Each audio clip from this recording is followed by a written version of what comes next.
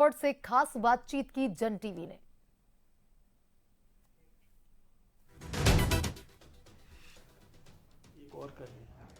देखिए बिल्कुल सदन चल रहा है, लेकिन जिस तरीके से चल रहा है उसको लेकर जनता के बीच में भी रोष है। लोकसभा और राज्यसभा जब चलते हैं तो जनता की जो योजनाएं हैं या फिर जनता के हित के जो काम हैं वो कहीं ना कहीं होते हैं। हमारे साथ में राज्यसभा सांसद भी हैं और भाजपा के राजस्थान के प्रदेश अध्यक्ष मदन राठौड़ जी हैं। मदन जी, सदन नहीं चल रहा, लगातार गतिरोध बरकरार है। सदन चलने से काफी कुछ बेनिफिट होते हैं, जनता हित के जो काम है वो यहाँ पर होते हैं। ये बात आपने सही कही है कि सदन के लिए जनता का गाढ़े पसीने का पैसा इसमें लगता है। हमारे सबके प्रश्न होते हैं जिसका उत्तर प्राप्त करने के लिए सरकार लगती है पूरी, और नीचे से पूरा उत्तर अधिकारी लोग तैयार करके भिजवाते हैं। अब वो वहाँ उस पर पूरे प्रश्न नहीं हो पाते, सदन नहीं चलता, समाधान नहीं हो पाता। ये बहुत दुर्भाग्यपूर्ण है, बड़ा दुखद है।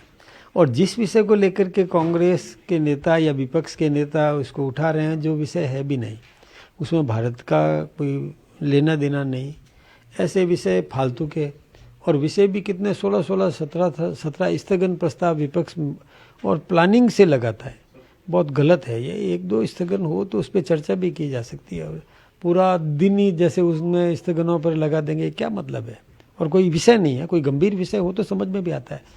जो विषय नहीं है उसमें से विषय निकाल करके इस प्रकार का गतिरोध पैदा करना, ये ठीक बात नहीं है। तो गतिरोध आखिरकार टूटेगा कैसे? क्योंकि विपक्ष ने तो ठान रखा है कि हंगामा करेंगे, उस मुद्दे को यहाँ पर लगातार, चाहे अडानी का मुद्दा हो या फिर मणिपुर का मुद्दा हो, वो यहाँ पर सदन को उठा रहे हैं। देखिए, जब गतिरोध होता है तो हमारे लोकसभा के स्पीकर, और राज्यसभा में भी होता है तो राज्यसभा के चेयरमैन जो सभापति हैं वो बुलाते हैं अपने चैम्बर में।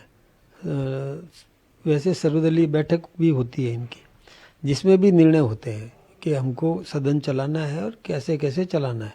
जब सर्वसम्मति से जब निर्णय हो जाता है और उसके बाद फिर आकर के और हाउस के अंदर हंगामा करना, मैं सोचता हूँ ये तो जो उस निर्णय के खिलाफ उनका खुद के साथ ही धोखा हो गया एक प्रकार से। जब बार बार स्थगन के बाद में फिर बुलाते हैं उनको चैम्बर में, फिर चर्चा होती है, उसके बाद फिर हाउस में आकर के फिर हंगामा, इसलिए ये ठीक नहीं है। और मैं सोचता हूँ कि अभी सोमवार को फिर से एक बार सदन प्रारंभ होने से पहले फिर से चर्चा करेंगे, और उनको विपक्ष को भी, दोनों का देखिए जवाबदारी दोनों की है संयुक्त रूप से। सदन चलाना ये हमारी जवाबदारी है, सत्ता पक्ष की भी, और विपक्ष को भी सहयोग करना चाहिए। लेकिन विपक्ष यदि हंगामे पे ही उतारू है, कोई मुद्दा नहीं है केवल, और सदन स्थगित करा के और बाहर आकर के और मीडिया के सामने अपनी बात रखना, तो वही बात आप सदन में रख सकते थे, तरीके से रख सकते थे। एक एक व्यक्ति बात करे तो चर्चा होती है।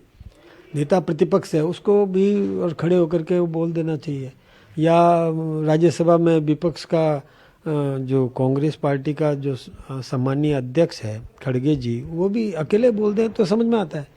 अब सब एक साथ खड़े होकर के बोलेंगे तो किसकी बात सुनी जाएगी? मतलब नियमों से मुद्दों को उठाया जा सकता है, सोल्यूशन निकल सकता है। ये हमारी प्रक्रिया है, नियम है, उस नियम से उठाए, कोई दिक्कत की बात नहीं है। एक एक करके बात रखे तो समाधान भी होता है। केवल हंगामा करना, चिल्लाना, हु करना, मतलब जैसे कोई सब्जी मंडी में चर्चा हो रही है, इस प्रकार की हंगामा करना, ये तो ठीक नहीं है। 4 दिन का अनुभव क्या कहता है आपको कि राज्यसभा 1.5 घंटे नहीं चल पाई, लोकसभा 1 घंटे भर नहीं चल पाई है, किसको नुकसान है इसका? इसका तो नुकसान भारत को है, हमारे देश को है, देश की जनता को है। नुकसान तो हुआ ही है, बहुत बड़ा नुकसान हुआ है। काम हो सकता था, कई ऐसे गंभीर विषय थे जिन पे चर्चा होनी चाहिए थी, वो नहीं हो पाई। नुकसान तो हुआ ही है। आपको उम्मीद है कि अब सोमवार से सदन चलेगा तो विपक्ष कुछ सुलह होगी? निश्चित रूप से उम्मीद है सुलह होगी। बिल्कुल, सोमवार से जब एक बार फिर से लोकसभा और राज्यसभा शुरू होंगे तो उम्मीद यहाँ पर की जा रही है मदन राठौड़ की ओर से कि विपक्ष रास्ते पर आएगा और हंगामा नहीं करके मुद्दों पर बहस होगी।